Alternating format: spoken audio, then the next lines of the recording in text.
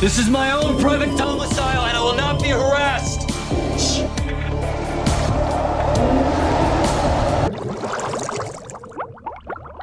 With Subnautica 2's early access coming soon, the developers' Unknown Worlds have been dropping information and teases in anticipation.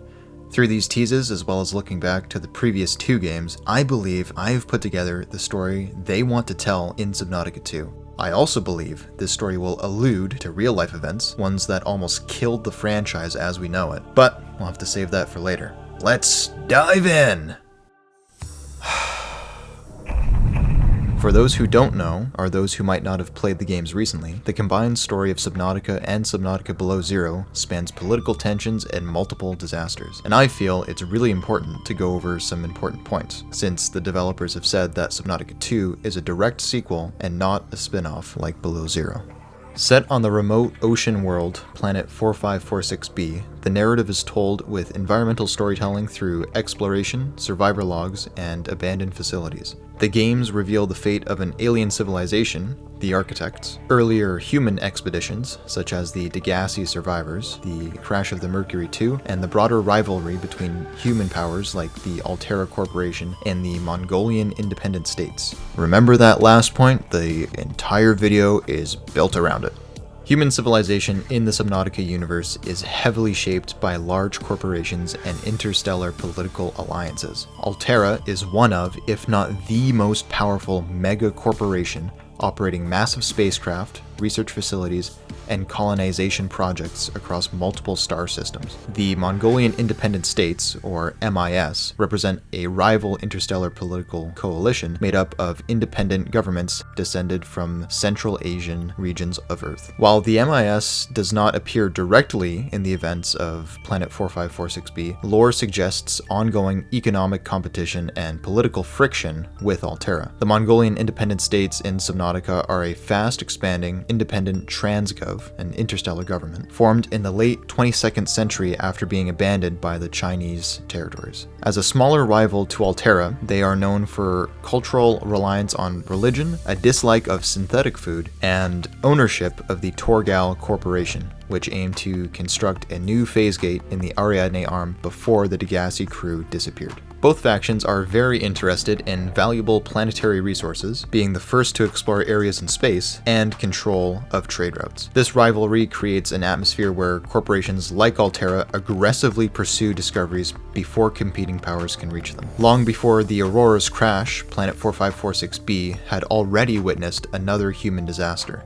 The independent trading vessel Degassi crashed on the planet years earlier. This ship belonged to the Mongolian Torgal Corporation. Among the survivors were Paul Torgal, his son Bart Torgal, and mercenary Marguerite Maida. Initially stranded on floating islands, the group attempted to establish a permanent base. As resources became scarce, they began exploring deeper regions of the ocean, constructing increasingly advanced habitats in dangerous biomes.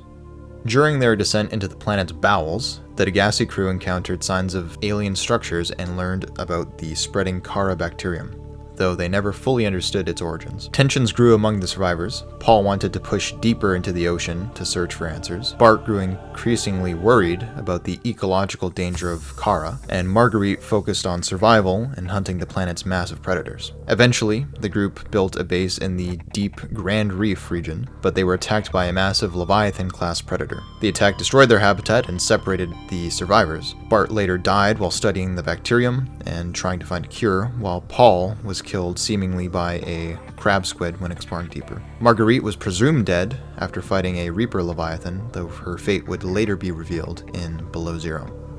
Years later, Altera's enormous exploration vessel Aurora arrived in the system. Officially, the Aurora's mission involved constructing a phase gate in a nearby Ariadne Arm star system and a secret mission of searching for the lost Degassi vessel. However, the ship also carried extensive scanning equipment designed to detect alien technology. When the Aurora approached Planet 4546b, it was shot down by the Alien Quarantine Enforcement Platform, a massive orbital cannon designed seemingly hundreds of years earlier by an advanced alien species colloquially known as the Architects. This cannon automatically destroyed any ship entering orbit to prevent the spread of the Kara bacterium beyond the planet. One of the few survivors of the Aurora crash was the silent player character Riley Robinson. While trying to survive in the ocean, Riley gradually discovered alien research facilities scattered across the planet. These bases revealed that the architects had been studying Kara and attempting to develop a cure. Their research centered on a powerful creature known as the Sea Emperor Leviathan, which naturally produced Enzyme 42, capable of neutralizing the disease. Unfortunately, the alien researchers failed to hatch the creature's eggs before the Kara infected and killed them. Riley eventually helped hatch the Sea Emperor eggs by collecting rare plant specimens needed to create a hatching enzyme. The newborn creatures released Enzyme 42, which cured the bacterium throughout the ecosystem and within Riley himself. After being cured, he deactivated the quarantine enforcement platform and constructed the Neptune escape rocket to leave the planet. However, upon returning to human civilization, Alterra billed him for the massive cost of lost equipment and resources, 1 trillion credits to be precise, highlighting Alterra's ruthless greed.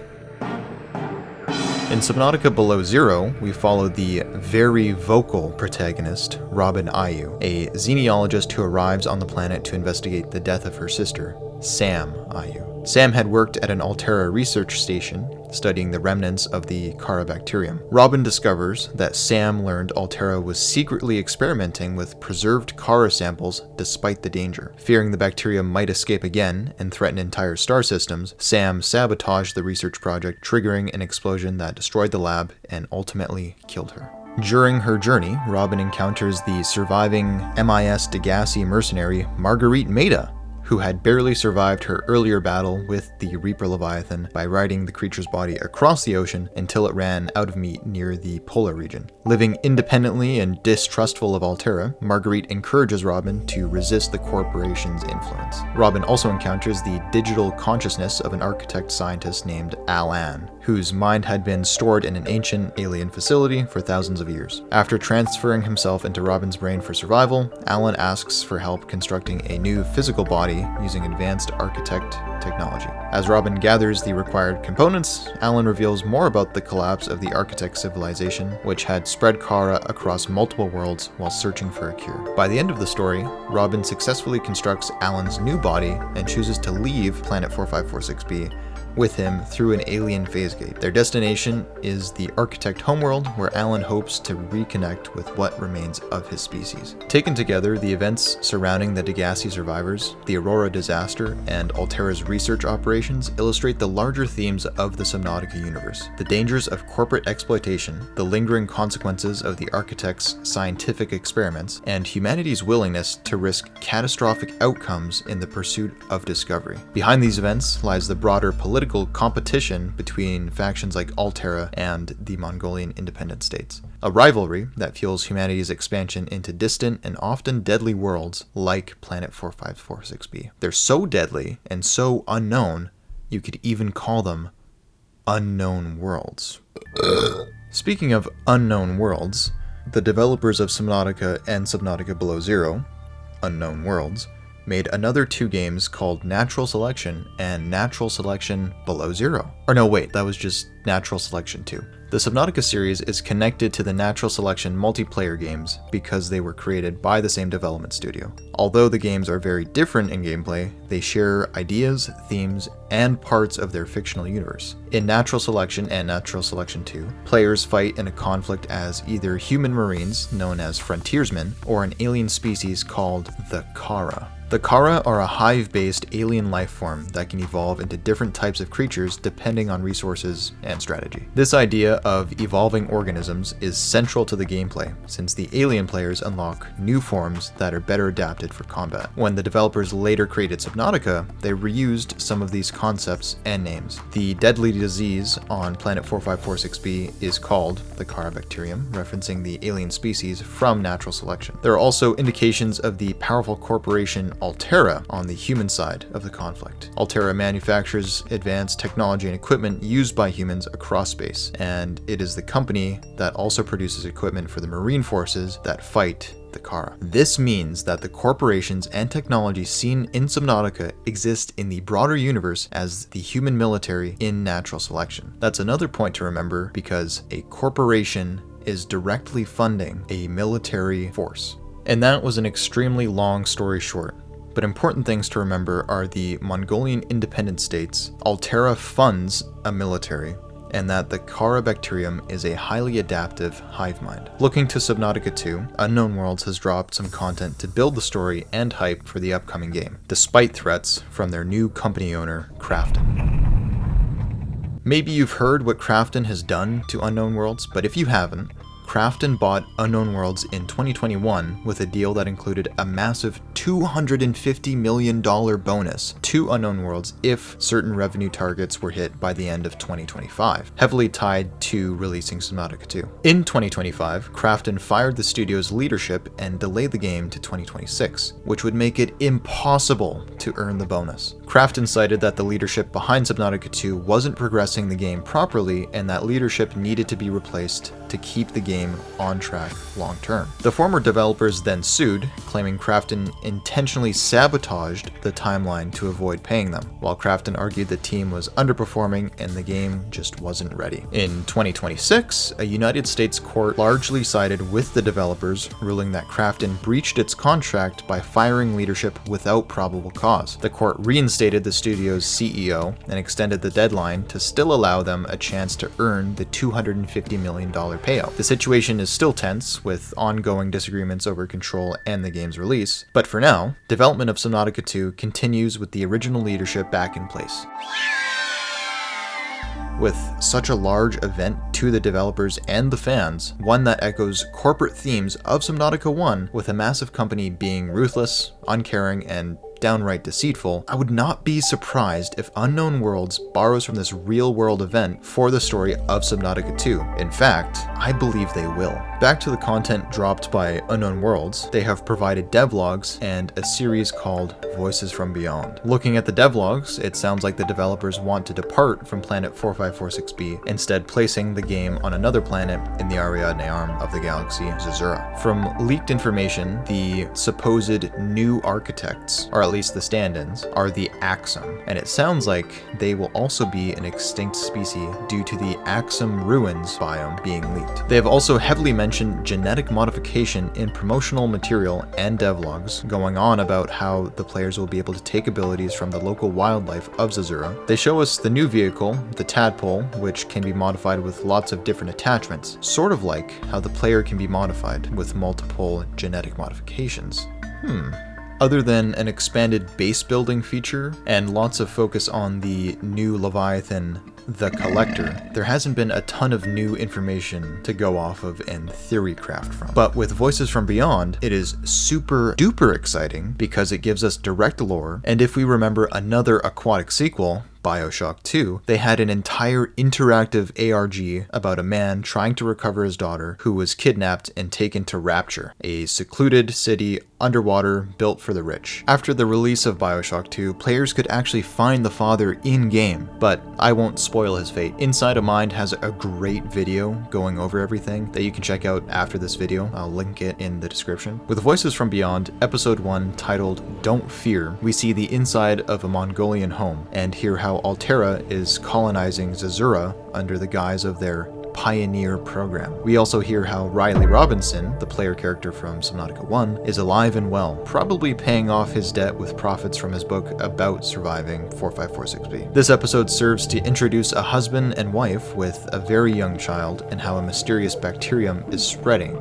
through the Ariadne arm. Episode 2, Dreamers, has a ton of lore for us. The virus is spreading and more people are getting sick. Mongolians are either fleeing their homes or staying to fight an imperial force, while Altera is seizing the homes of these Mongolian independent states, and the husband is trying to convince his farmer wife to escape with him. One thing that stood out to me was that the wife wanted to create the first free-range farm in the Ariadne arm, implying farming and the freedom to create your own food have been controlled by some company and or government. Episode 3, Pioneers, the Kara bacterium is finally named and has infected aliens that have apparently become a threat to the Mongolians. An Admiral Rafin Studeva talks of how the soldiers from natural selection, the frontiersmen, are the only way to save the Mongolians. Just don't read into the fact that they are sponsored by the Mongolian independent states' direct competition, Altera.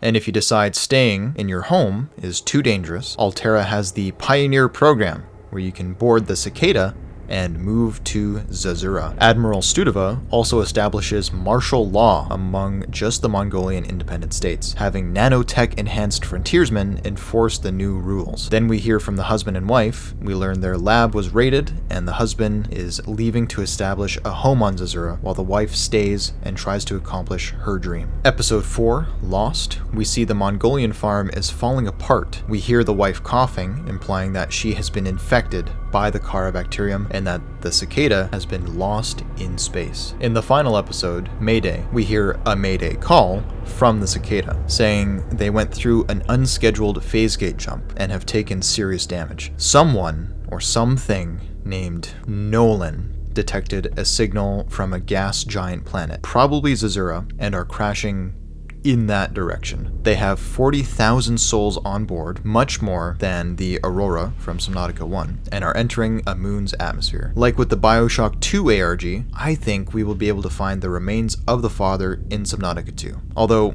I don't think this will have much implication on the lore, maybe just expanding on the rivalry between Altera and the Mongolian independent states. I don't think it will be anything super lore heavy. I just think it'll be a nice reward for fans of Voices from Beyond. Much like in Bioshock 2, when you could find out what happened to the father, it didn't have any impact on the story. It was just a reward for players who interacted with the ARG before the game's release.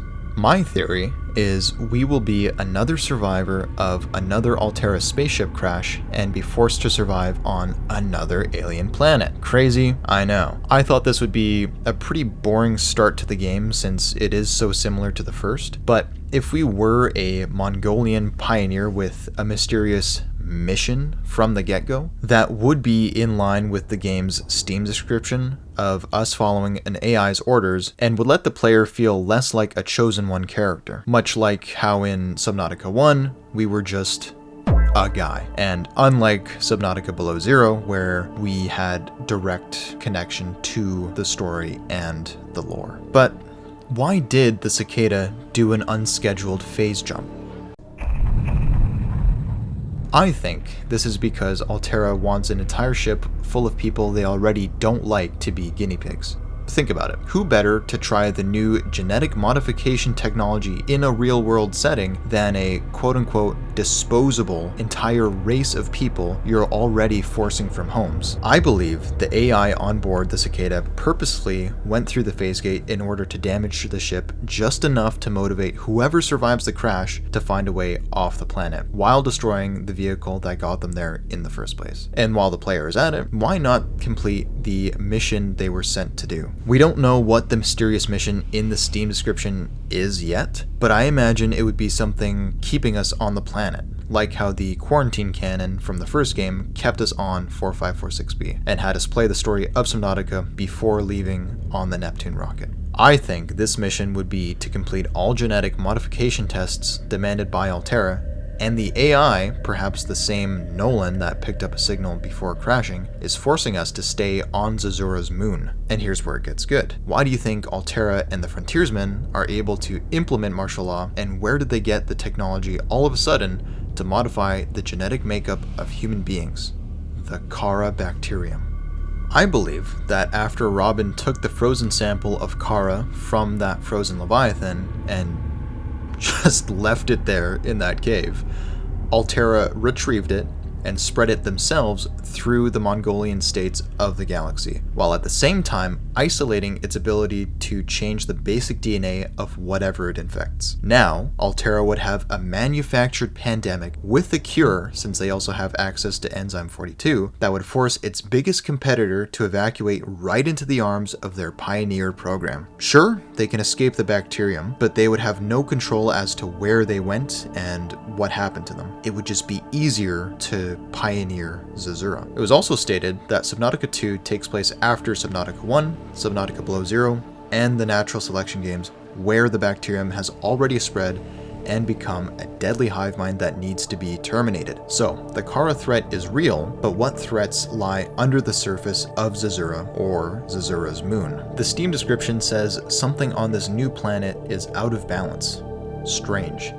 It even asks us where we are, which leads me to believe we are on Zazura's moon, while in orbit of Zazura. If Subnautica 1's story, with what the architects were doing with the Kara bacterium, trying to cure it, mirrored what Riley did, with Riley succeeding through empathy, why wouldn't the story of Subnautica 2 do the same, but with a darker twist to it? If the selling point to the players and player character is genetic modification, it wouldn't be a leap to suspect that the Axum of Zazura did the same, maybe even creating the Kara in the first place. Perhaps practicing genetic modification on the moon, but failed dramatically, causing an imbalance in the ecosystem. Imagine we discover this through environmental storytelling and we find out that all original Axum were killed by the ones who were genetically modified into something monstrous, ruining their civilization. What if a few that were modified into something more predatory escaped to the deeper reaches of the planet, becoming Leviathan-sized? This would give the story a through line to go to deeper depths and be engaging for the player, since we would find out more about the Axum while also going deeper. Another leaked bit of information came from the video Unknown Worlds released showing how they created the Collector Leviathan. From what we have seen, the Collector is a cuttlefish, no, not that one, and squid-inspired Leviathan that collects things. Who would have thought? Importantly though, is they're looking to include the Collector and the pearls it collects into the story. If the pearls are able to be retrieved in the somewhat early game, like the golden peepers of Subnautica 1, I think they could contain the pure DNA of the Axum, or maybe like an old hard drive that belonged to the Axum. This would intrigue players who got one early and perhaps become integral to the late game to complete the mission. Maybe we'll even have lore dotted around and an old Axum in hiding to talk to later in the game. Sort of like the Nomai from Outer Wilds, if you've played that. With this theory, we have a story that parallels the first game that everybody loved, while taking plot elements from the first game, Below Zero, and the Natural Selection series. But goes in a different direction and expands the lore, like a good sequel should. It also connects to our real world, putting an evil, AI-first, greedy corporation as the backdrop of the story, while making it the engine that pushes the player forwards. Yeah, if you didn't know, Krafton is an AI-first company that wants to develop games primarily with AI, much like how I believe Altera is using AI to keep the player character on a leash. But Outer Worlds does seem to be anti-AI, and a big fan of their community. The same community that made the Red Plague mod, which has a base modification that allows you to craft and has an eye that follows you. Sort of like how this robot from the trailers does. This is the NOA terminal, or the Noetic Advisor, and all we know is it gathers information and can warn you about danger while you're swimming. So an ever-present AI that chimes in every now and then to make sure things are going smoothly.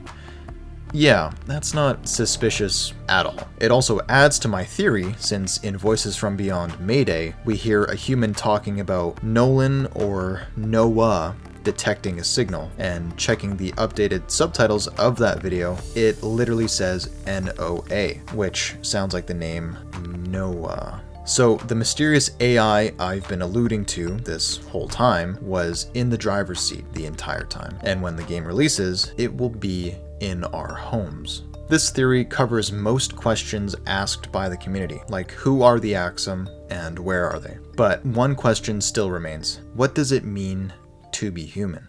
I think that this obviously means the genetic modification, solving the mystery of the Axum, but if AI is the silent antagonist to our once again silent protagonist, would it be such a leap to think that the NOA programming wants to integrate itself into the apex survivor of this new planet? What if Altera orchestrated all of this to gather as much research on genetic modification by the guinea pigs who are too busy surviving to ask why they need to complete the mission in the first place, asking would we kindly keep going and would we kindly finish this mysterious mission, leading to some sort of nanotech possessing our modified bodies? it makes sense. The NOA advisor looks like a big old Big Brother eye, always watching the player, or even HAL 9000 from 2001: A Space Odyssey. They even have 3-letter names, HAL and NOA.